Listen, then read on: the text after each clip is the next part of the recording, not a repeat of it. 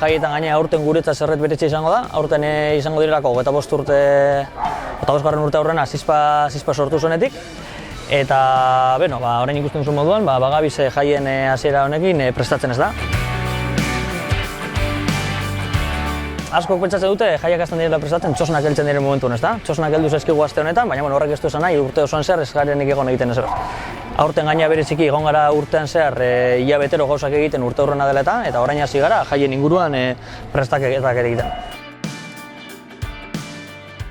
Ostilarera bitartean txukuntzen eta hori ibiliko gara, eta horretaz aparte antolatu ditugun proba desberdinak ere prestatuko ditugu. Izan triziklo lasterketa, flan jana, kulero lasterketa eta beste horren beste.